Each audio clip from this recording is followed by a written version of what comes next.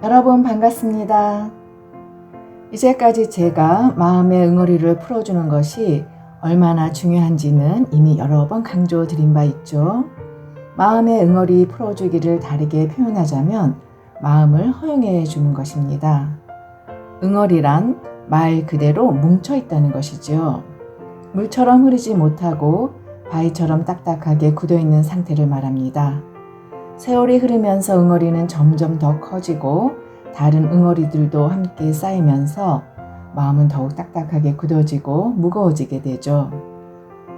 무겁고 딱딱한 마음은 몸에도 그대로 나타납니다. 성인들의 얼굴은 어린 아이들과 많이 다르죠. 많이 굳어져 있죠.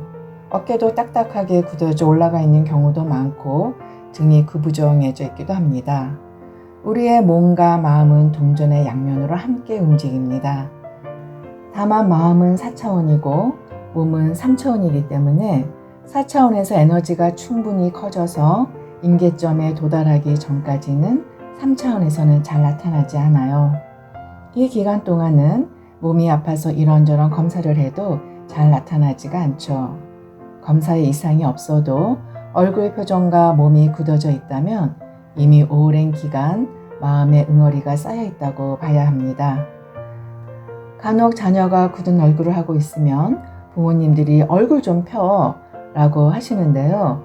그게 하루 이틀 사이에 쌓인 것이 아니라서 말 한마디에 쉽게 변하지 않는다는 것을 아셔야 합니다. 분노가 오랫동안 쌓이면 고혈압이나 파킨슨병으로 나타날 수가 있습니다. 화가 나면 혈압이 올라가고 몸이 떨리는데 화를 내는 상황이 반복되면 화 에너지가 계속 쌓이면서 커다란 응어리가 되고 몸 밖으로 넘치게 되어 고혈압, 파킨슨병으로 진단되는 것이죠. 현대의학에 유난히 원인 불명의 질환이 많은 것은 그 원인이 눈에 보이지 않는 마음에 있기 때문이라고 저는 생각합니다. 따라서 마음의 응어리를 푸는 것은 몸과 정신 건강을 위해서 필수적입니다. 그런 면에서 서로 소통이 잘 되는 부부와 가족은 그 자체가 몸과 마음을 치유시키는 작용을 합니다. 서로 알아주고 공감해주는 소통을 하면 에너지가 자연스럽게 흐르고 따라서 고이지 않기 때문에 응어리가 생기지 않습니다. 부모에게 착한 자식이 심각한 증상이나 질병에 자주 시달리는 이유도 부모에게 순종하기 위해 자신의 생각과 감정을 억눌러서 몸과 마음에 응어리가 쌓이기 때문입니다. 자녀가 격한 감정이나 용납하기 힘든 말을 토해낼 때 대부분의 부모들은 얘가 왜 이러지? 얘가 잘못되는 거 아니야? 하는 두려움 때문에 어떻게든 아이를 빨리 진정시키려고 애쓰는데요.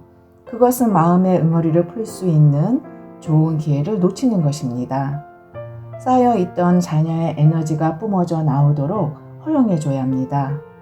평소 조용하던 자녀가 격한 감정과 표현을 한다면 오히려 아이에게 좋은 일이 일어난 것입니다. 아이가 스스로 잠잠해지면 따뜻하게 안아주고 등을 토닥여주며 그동안 너가 많이 힘들었구나. 엄마가 미처 내 마음을 알아주지 못했구나. 미안하다. 이렇게 엄마를 믿고 솔직하게 얘기해줘서 고마워.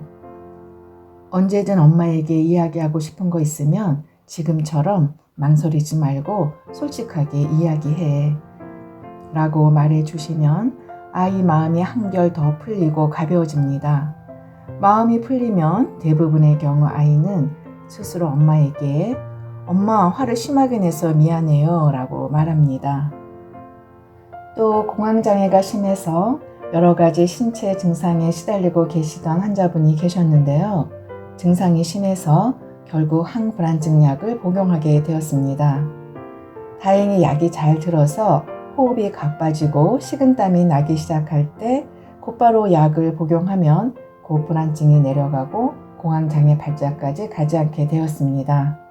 그리고 얼마 후 그 환자분이 하시는 말씀이 선생님, 이제 약만 옆에 있으면 약을 먹지 않아도 공황장애가 시작하다가 스스로 멈추네요. 참 신기해요. 라고 하셨습니다. 그래서 제가 이렇게 답해 주었죠. 약이 옆에 있으니 안심이 되시죠? 공황 장애가 시작돼도 약을 먹으면 괜찮아질 거라고 안심이 되시죠? 공황 장애가 와도 괜찮다는 마음이 공황 장애 마음을 허용해주고 불안 에너지를 흘러가게 해주는 것이에요. 그러면 에너지는 자연히 사라지죠. 그렇습니다. 환자가 공황장애 증상에서 벗어난 단 한 가지 이유는 공황장애가 와도 괜찮다라는 생각이었습니다. 그전에는 공황장애가 오면 안 돼. 너무 무서워. 그게 오면 이번에는 반드시 죽게 될 거야. 라며 극렬하게 저항했었죠. 이렇게 거부하고 저항하고 두려워하는 또 다른 부정적 감정 에너지가 소용돌이 치니까 공황장애 에너지가 그 소용돌이에 갇혀 흐르지 못했던 것이죠. 마음을 두려움 없이 이렇게 허용해주면 놀라운 변화가 생깁니다. 따라서 인간이라면 누구나 갖고 있을 수밖에 없는 두려움과 불안, 공포, 저항의 원초적인 마음 에너지를 먼저 잘 풀어내셔야 합니다. 그러면 나머지 마음들을 풀어내기가 훨씬 쉬워지죠. 오늘은 환자분들의 케이스를 통해서 마음 공부를 전해드렸습니다. 여러분들의 꾸준한 마음 공부에 도움이 되었으면 좋겠네요. 여러분 모두 마음 공부로 편안하시고 건강하시길 기원드립니다.